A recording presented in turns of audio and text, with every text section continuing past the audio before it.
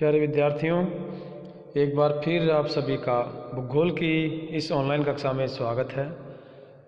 पिछले वीडियो में हमने विश्व में जनसंख्या और संसाधन के संबंधों की चर्चा की थी कि किस तरह कौन कौन से क्षेत्रों में जनसंख्या और संसाधनों में किस तरह का अनुपात है, जिसमें हमने अनुकूलतम जनसंख्या, जिसमें संसाधन और जनसंख्या का जो अनुपात है वो लाभदायक है। दूसरा था जनाधिक्य, जहाँ संसाधनों की तुलना में जनसंख्या अधिक है। और तीसरा जो था वो था अल्प जनसंख्या या जनाभाव वाले क्षेत्र, जहाँ संसाधनों की तुलना में जनसंख्या बहुत कम है।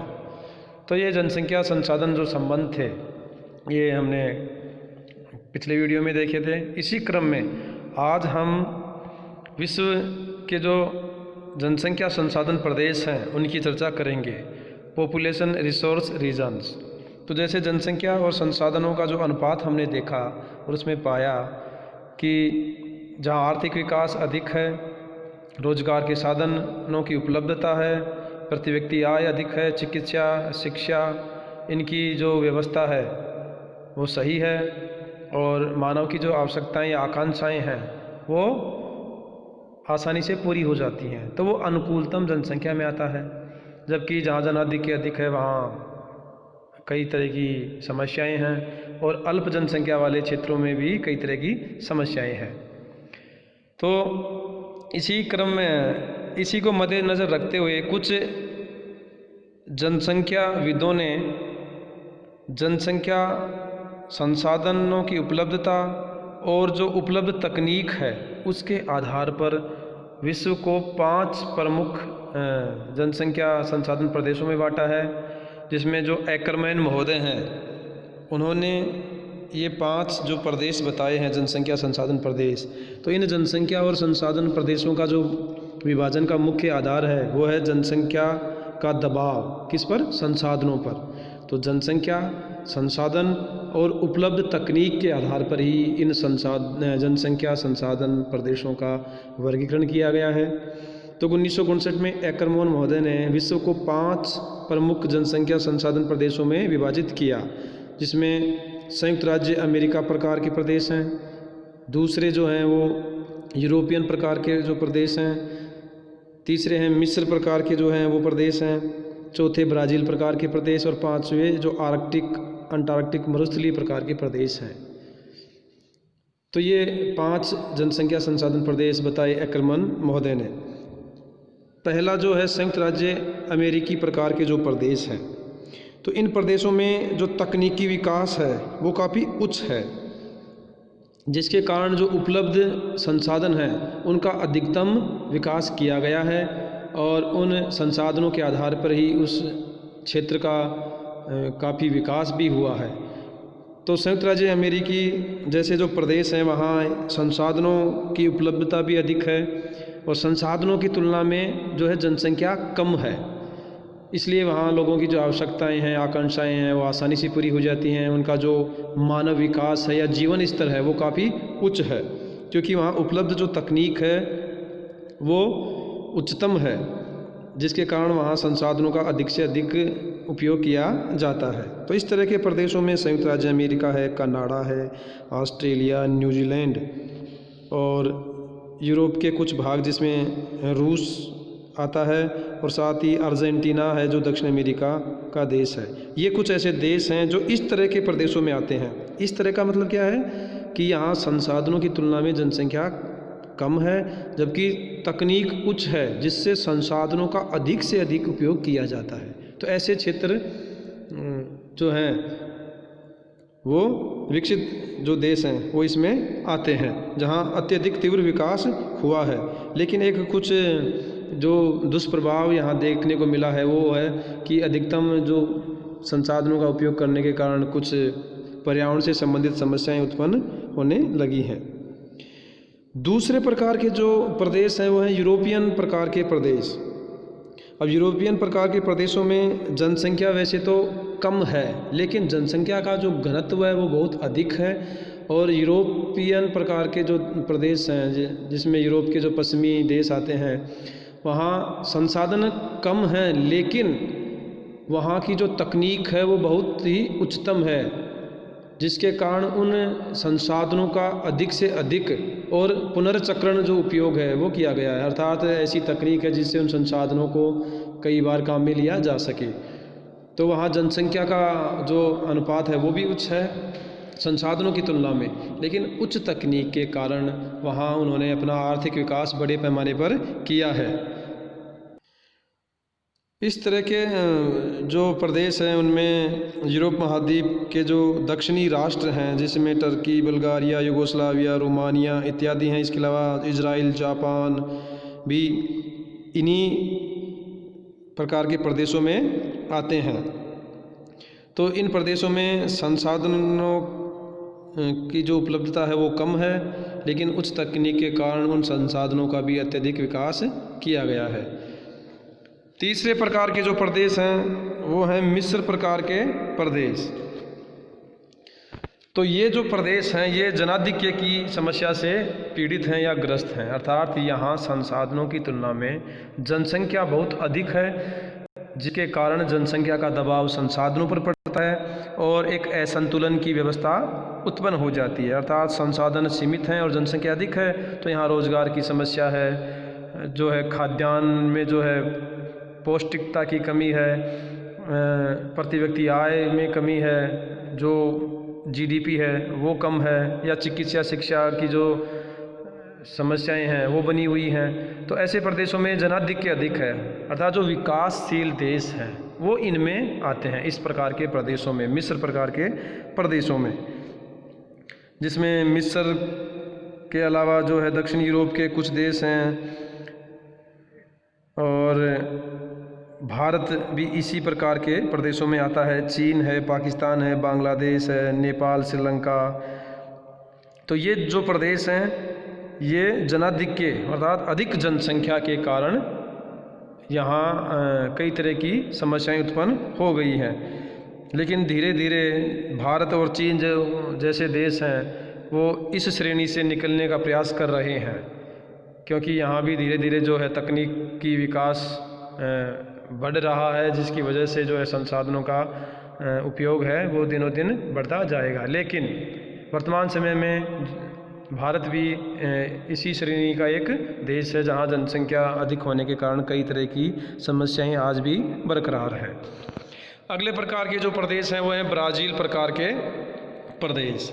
अर्थात इन प्रदेशों में जो है वहाँ जनसंख्या की तुलना में संसाधन जो है वो अधिक हैं, लेकिन बहुत कम तकनीकी विकास होने के कारण उन संसाधनों का जनसंख्या के लिए अधिक से अधिक उपयोग अभी तक नहीं हो पाया है।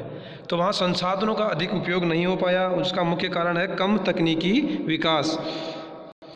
अगर उन संसाधनों का निकट भविष्य में अर्थात आने वाले समय में अगर उन संसाधनों का अधिक से अधिक तकनीकी विकास किया जाए तो शायद वो उस क्षेत्र की जनसंख्या के भरण पोषण में समर्थ हो सकते हैं। तो इस तरह के जो प्रदेश हैं वो ब्राज़ील प्रकार के प्रदेश आते हैं, जिसमें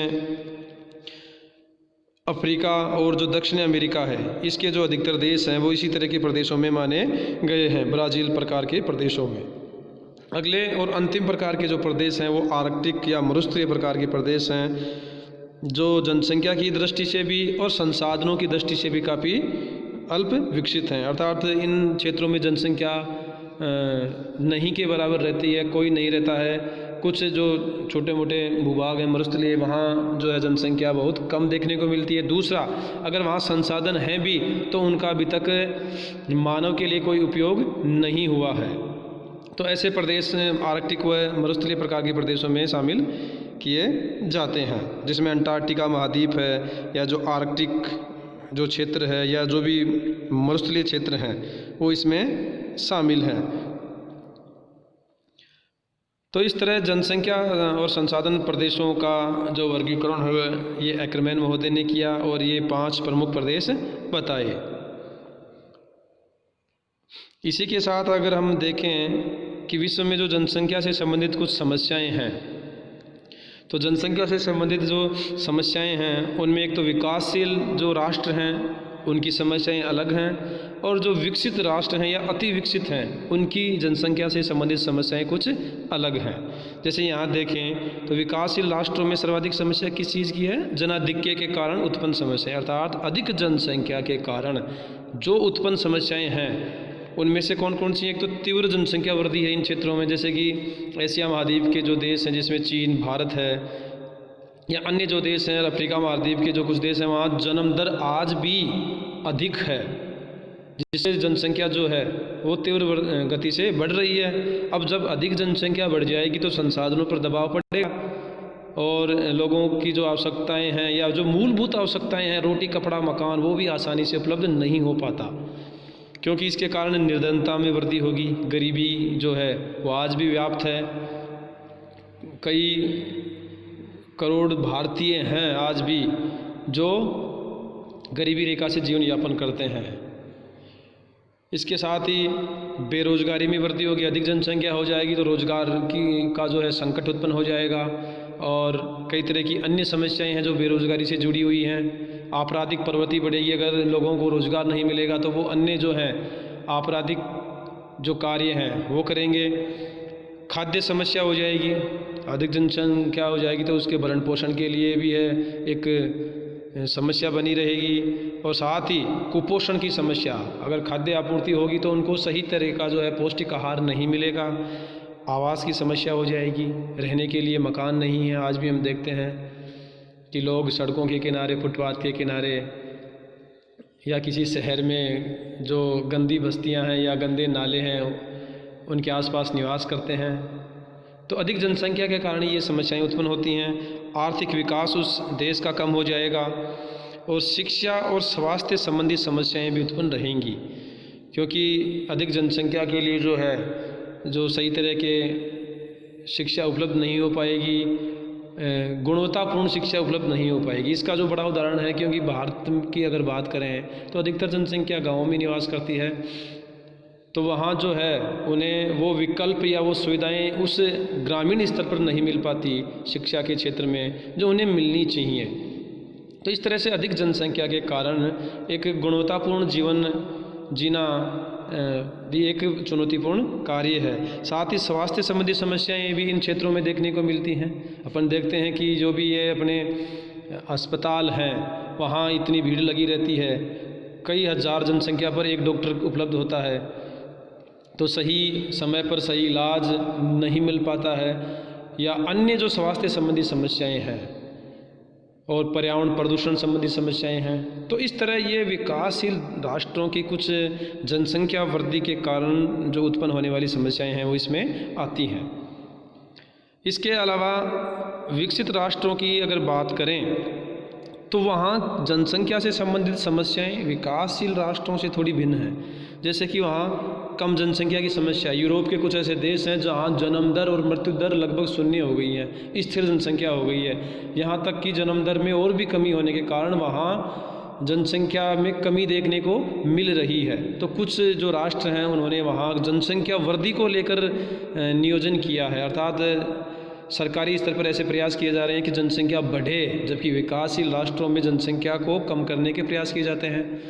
तो वहाँ जनसंख्या कम हो जाएगी तो श्रमिकों का अभाव होगा, अर्थात कार्यशील जो जनसंख्या है वो कम होगी। वहाँ वृद्धों की संख्या बढ़ रही है तो श्रमिक नहीं मिलेंगे, तो जो औद्योगिक उत्पादन है उसके जो है उत्पादन पर प्रभाव पड़ेगा, औद्योगिक विकास ठप हो जाएगा।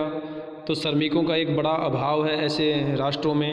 वर्ध जनसंख्या में वृद्धि हो जाएगी, अर्थात वर्धों की संख्या बढ़ेगी, क्योंकि जन्म दर, मृत्यु दर तो पहले से ही कम हो गई, क्योंकि चिकित्सा के क्षेत्र में काफ़ी सुधार होने से कई तरह की जो बीमारियां हैं उनका जो है इलाज ढूंढ लिया गया है। और दूसरा है जो पौष्टिक जो खाना है या आहार है या अन्य जो तत्व हैं वो उनको आसानी से मिल जाते हैं। तीसरा है उनका जीवन स्तर अच्छा है। तो इन कारणों से जो है वहाँ जो जीवन प्रत्याशा है, अर्थात जीने की जो औसत आयु है, तो जो है वो एक लंबी आयु तक जीते हैं। तो जन्म दर कम होगी तो बच्चों की संख्या कम हो जाएगी। दूसरा जो है आने वाले समय में लोग वृद्ध होते जाएंगे तो काम करने वाला कोई नहीं रहेगा, कार्यशील जिसे जनसंख्या कहते हैं। तो युवा जो जनसंख्या है वो कम देखने को मिलेगी।